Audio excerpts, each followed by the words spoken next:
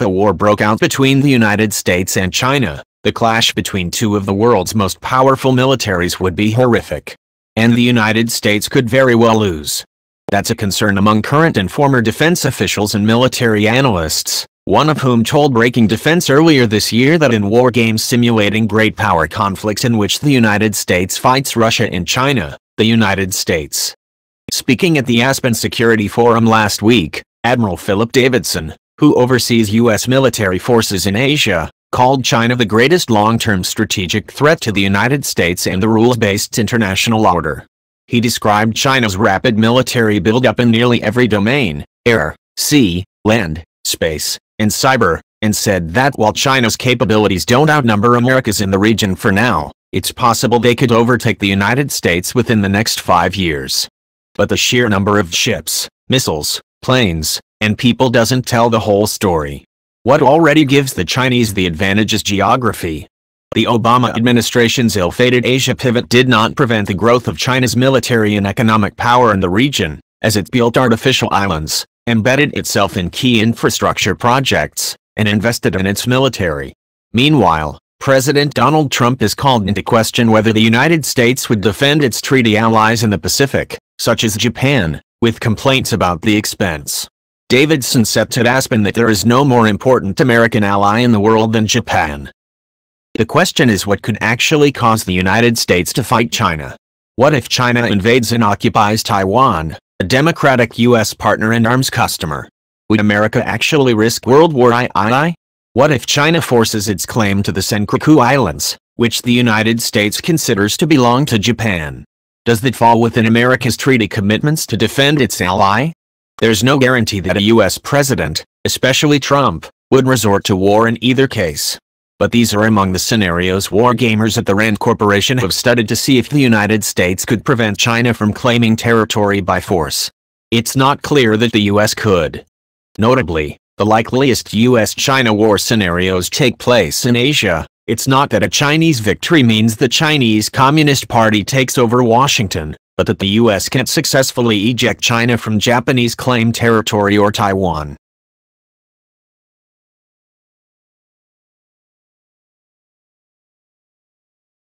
In an attempt to do so, besides cyber attacks, the United States could attack Chinese forces from the air or sea. The problem is that China has spent at least the past 20 years, partly informed by observations of how the U.S. conducted the Gulf War in the 1990s, preparing for exactly this kind of conflict, and investing in defenses that could violently thwart a U.S. approach. It has missiles that can sink ships. It has missiles that can down airplanes. And it has missiles that could theoretically reach U.S. regional bases in Japan and Guam, leaving planes and runways vulnerable to attack. Many Chinese observers suggest that missile strikes on air bases would be part of the opening salvos of a war, notes Rand's U.S.-China military scorecard. Shutting down such a base even for a matter of days, according to Rand, could be enough to change the course of the conflict.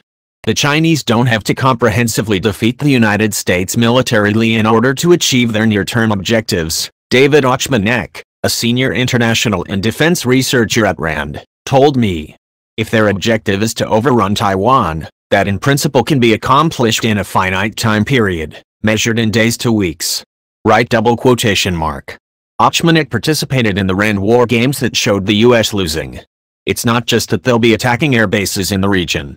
They'll be attacking aircraft carriers at sea, Ochmanek said. They'll be attacking our sensors in space. They'll be attacking our communications links that largely run through space. They'll be corrupting the databases in our command systems. They're going to try to suppress us in every dimension that they can. They will try, but it's also worth noting that many of these capabilities are untested in that, in contrast to the United States, China doesn't have a lot of experience actually using its weapons in combat. Yet the growth of Chinese capabilities represents a big change from about 20 years ago, when President Bill Clinton sent aircraft carriers near the Taiwan Strait to deter Chinese threats against the island. China at the time had been firing missiles toward Taiwan, but its missile arsenal was far less capable and precise. When that carrier was deployed by President Clinton, the Chinese couldn't even find it. Chris Brose, the former staff director for the Senate Armed Services Committee, said in a separate talk at the Aspen Forum. And they've spent 25 years not only figuring out how to find systems like that, but how to overwhelm them with very large volumes of precision weapons. Right double quotation mark. If the US were to deploy an aircraft carrier near the strait when there was a real possibility of conflict, Bros said, let's put it this way, I wouldn't want to be on that aircraft carrier. Right double quotation mark.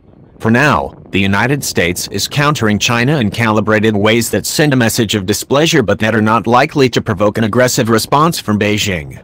The United States has stepped up its pace of sending Navy ships through the strait, as well as its freedom of navigation exercises in the South China Sea. France and Britain have also conducted such exercises.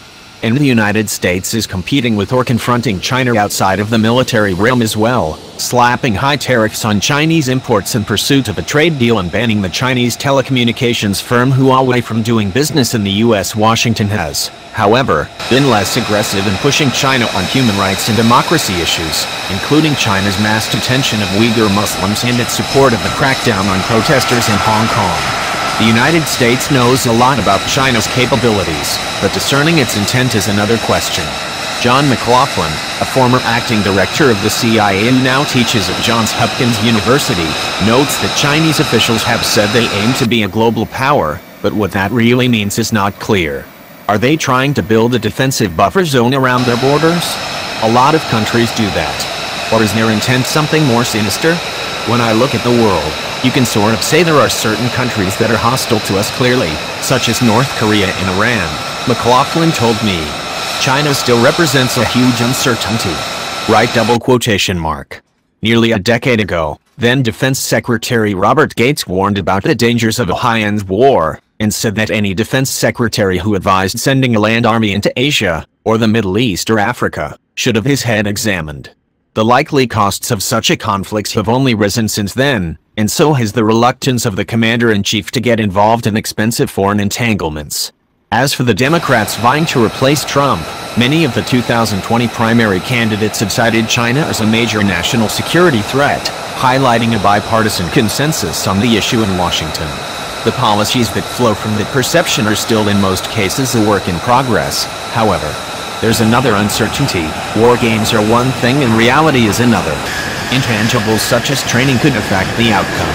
They haven't fought many wars, McLaughlin said.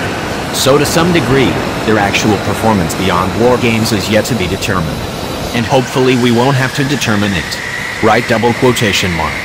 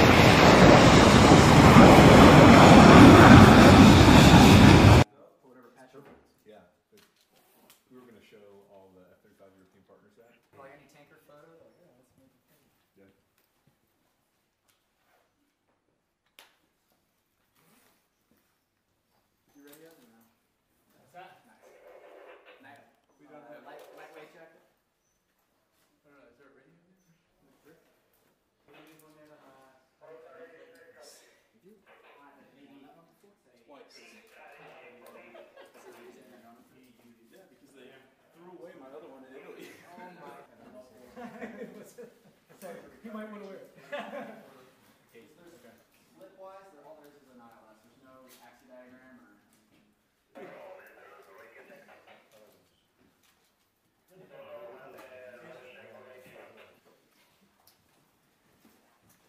Alright, ready, Semi? Ready. Mistral, so we might have to stack everything a little bit higher than expected. So let me come up with AI. Well, you guys Polka or no your altitude for the rescue and from the rescue mission commander. Do we have any altitude training? Have you taken account the movement of the second kite? What do you mean? You need to Hi, sir. Good morning again. sun is so for us, our showstopper. If we have a low level group here, a nation,